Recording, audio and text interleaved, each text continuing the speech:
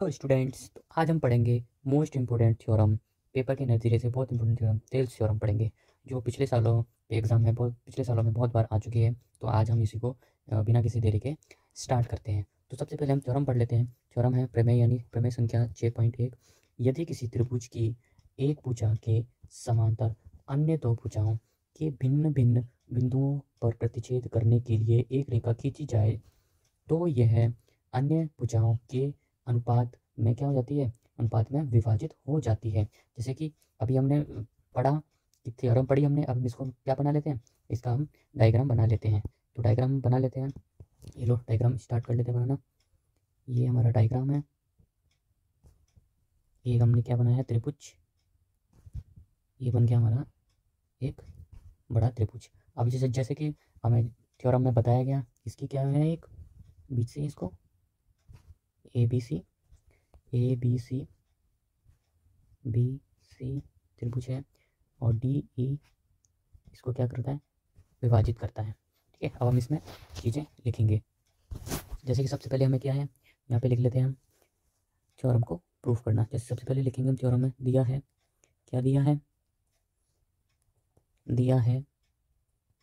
जो चीज़ हमें दी है वो हम लिख लेते हैं। जैसे कि त्रिभुज त्रिभुज बड़ा त्रिभुज हमें दे रखा है ए बी सी, जिसमें कि बी सी ये वाली वाली के क्या है, समांतर है। तो समांतर है तो लिख लेते हैं त्रिभुज ए बी सी में बी सी समांतर है किसके, डी ई के। ये हमें दिया हुआ है। दूसरी चीज़ हमें सिद्ध क्या करना है, सिद्ध करना है सिद्ध करना है सिद्ध करना है जिसकी इनके अनुपात, यानी क्या अनुपात, जैसे ये वाली भुजा का अनुपात ये वाली भुजा के अनुपात के बराबर है, और ये वाली भुजा का अनुपात ये वाली भुजा के अनुपात के बराबर है। जैसे कि हमने इसमें दिया हुआ है, या फिर सिद्ध करना है। तो लिख लेते हैं जो सिद्ध करना है कि ए डी बटे में डी बी बराबर होगा ए ई और ई सी के। ठीक है, ये हमें क्या करना है, शो करना है या फिर सिद्ध करना है। अब देखना हमने क्या किया, रचना करेंगे हम। तो इसमें क्या करना पड़ेगा, हमें रचना करेंगे। रचना क्या, किस चीज़ की रचना करेंगे, वो भी लिख लेते हैं। सबसे पहले रचना करेंगे हम कि बी ई व सी डी को हमने क्या किया, मिला दिया, मिलाया, वो हम यहाँ पे कर देते हैं। सबसे पहले हम क्या करते हैं कि इनको मिला देते हैं। ये देखो मिला देते हैं कि सबसे पहले हमने बी ई और डी सी को मिला दिया, और इसी प्रकार हम किसको मिला देते हैं, यहाँ पे ही मिला देते हैं, इसको भी मिला देते हैं कि ई से ए डी पर क्या गया, लंब डाला, इसका नाम लिया हमने एम, और डी से ए ई पे लंब डाला, इसका नाम दे दिया हमने एन। ठीक है, ये तो हमने काम कर दिया। अब इसका दूसरा पॉइंट भी लिख लेते हैं, दूसरा पॉइंट लिख लेते हैं, बिंदु लिख लेते हैं। दूसरा बिंदु हमें क्या दे रखा है कि ई एम क्या है, लंब है किस पे, लंब है ए डी पर, लंब है। तो ए डी पर लंब है वो भी लिख लेते हैं कि ए डी पर लंब है। वह जैसे डी एन भी क्या है, डी एन भी लंब है, लंब दे रखा है मुझे किस पर, ए ई पर। ठीक है, अब हम क्या करेंगे, इसकी उत्पत्ति निकालेंगे। अब लास्ट ऑप्शन हमारा क्या बचा, उत्पत्ति करेंगे, इसकी उत्पत्ति निकालेंगे अब इसकी। जैसे कि त्रिभुज में कौन सा रहता है, त्रिभुज का हमें क्षेत्रफल निकालना पड़ेगा। इसमें क्या निकालना पड़ेगा, त्रिभुज का क्षेत्रफल। त्रिभुज कौन सा है, ये वाला त्रिभुज, ये जो त्रिभुज बन रहा है ना, इसका त्रिभुज का हमें क्षेत्रफल निकालेंगे। जैसे कि मैंने तुमको बताया त्रिभुज के क्षेत्रफल का फॉर्मूला क्या होता है, सूत्र क्या होता है, ए डी ई का क्षेत्रफल बोले या फिर एरिया बोले, क्या होता है, 1/2 आधार इंटू में या फिर गुणा में ऊंचाई। ये होता है हमारा क्षेत्रफल, होता है हमारा त्रिभुज का। तो हम रख देते हैं यहाँ पर, मान रख देते हैं जैसे कैसे दे रखा है। तो हमें पता है ये कितने डिग्री का कोण बनाता है, यहाँ पे लंबवत होता है कोई कोण भुजा, तो कितने डिग्री का बनाता है, 90 डिग्री का कोण बनाता है। तो लिख देते हैं यहाँ पर 1/2 आधार क्या होगा, ए डी गुणा में, यानी आधार क्या बनेगा हमारा, आधार बनेगा हमारा ये वाली साइड, और क्या बनेगा इसमें, लंबाई क्या बनेगी, ऊंचाई क्या बनेगी, ऊंचाई चाहिए ना अपन को, तो ऊंचाई क्या बनेगी हमारी, ऊंचाई बनेगी हमारी ई एम या फिर एम ई। तो लिख देते हैं यहाँ पर क्या बनेगी हमारी, एम ई ऊंचाई बनेगी। इसको मान लेते हैं हम समीकरण नंबर 1। इसी तरह हम क्या करेंगे, दूसरा समीकरण बनाएंगे। दूसरा समीकरण में क्या करेंगे, दूसरा समीकरण में त्रिभुज, ये बड़ा वाला त्रिभुज लेंगे हम। कौन सा वाला, ये बड़ा वाला त्रिभुज, जैसे कि हमें दिखाई दे रहा है ये वाला, ये वाला त्रिभुज क्या इसमें लिया जाएगा, काम में लिया जाएगा। ठीक है, लिख लेते हैं हम इसको, इस वाले त्रिभुज को हम लिख लेते हैं। लो स्टार्ट करते हैं। ये लिख दिया हमने त्रिभुज, कौन सा त्रिभुज है, बी डी ई का निकालेंगे हम क्षेत्रफल। डी बी का क्षेत्रफल बराबर हो जाएगा हमारा 1/2 आधार गुणा में ऊंचाई। इसमें भी सेम फॉर्मूला वही लगेगा, तो इसकी क्या हो जाएंगी, भुजाएं चेंज हो जाएंगी।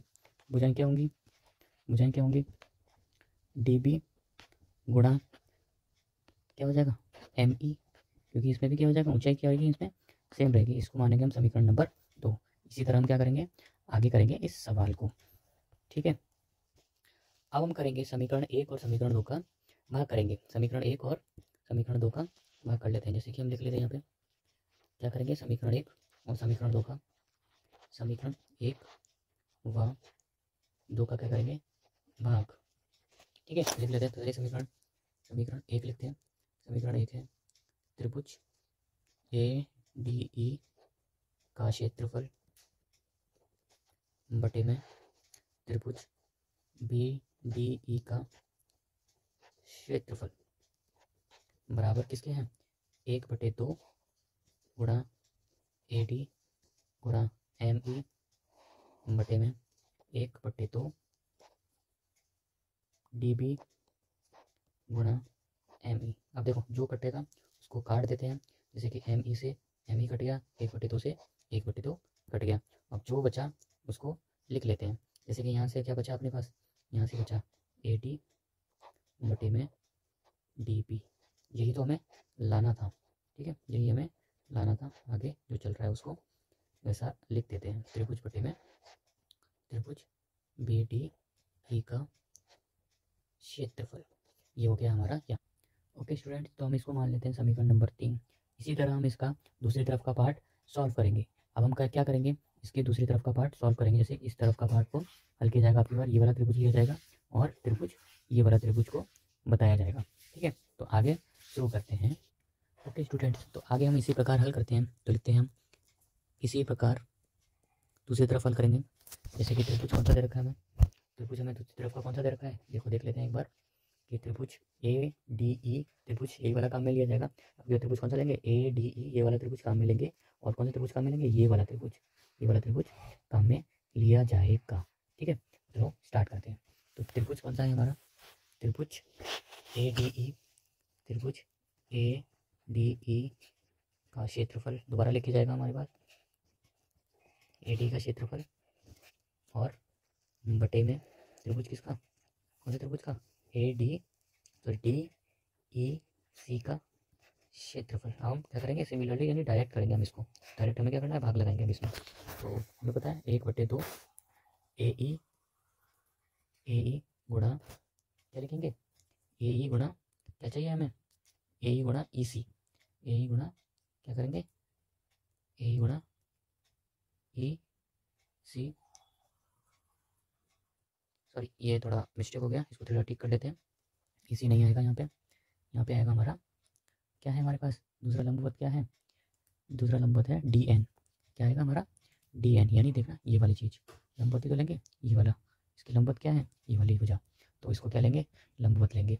तो यहाँ लिख लेते हैं कि क्या आ जाएगा यहाँ पे डी एन, और इसी प्रकार 1/2 गुणा में आएगा ई सी ई और डी एन।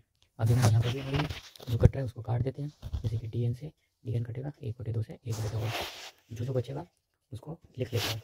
यहाँ पर क्या बचा, यहाँ पर बचा हमारे पास ए ई बटे में सी ई, यही तो हमें चाहिए था। तो यहाँ लिख लेते हैं कि एरिया डी ई का क्षेत्रफल बटे इसका क्षेत्रफल जो दे रखा है उसका क्षेत्रफल, डी ई सी का क्षेत्रफल, ये हो गया हमारा। इसको मान लेते हैं हम समीकरण नंबर 4। इसी तरह हम क्या करेंगे, आगे करते हैं इसका सॉल्व हल। ठीक है। त्रिभुज जैसे कि त्रिभुज हमें दे रखा है, त्रिभुज कौन सा त्रिभुज, बी डी ई बराबर है हमारे किसके, किसके बराबर है, एरिया ऑफ लिख सकते हैं या फिर त्रिभुज ऑफ लिख सकते हैं। ठीक है, एरिया ऑफ किसके, डी ई, त्रिभुज कौन सा है, त्रिभुज डी ई सी। देखना कैसे होगा बराबर, दोनों बराबर होंगे हमारे, तो देखना कैसे होगा। यहाँ पे हमने देखा कि बी डी ई और डी ई सी, बी डी ई कहाँ गया, बी डी ई और डी ई सी दोनों क्या होंगे, दोनों यहाँ पे बराबर हो जाएंगे, ये दोनों पहले से बराबर हैं। तो आगे हम करते हैं, तो इसी तरह हम क्या लिख सकते हैं आगे, एरिया ऑफ या फिर त्रिभुज ए डी ई का क्षेत्रफल बटे में त्रिभुज बी डी ई का क्षेत्रफल, वो किसके बराबर हो जाएगा, हमारा ए ई जो अभी हमने निकाला, यानी इस वाले के बराबर हो जाएगा बटे में सी ई। ये बनेगा हमारा समीकरण नंबर 5। ठीक है, अब हम समीकरण 5 ये वाले समीकरण और जो भी अपने ऊपर निकाला था समीकरण नंबर 3, ये वाले समीकरण का उपयोग करके दोनों को क्या कर देंगे, बराबर कर देंगे।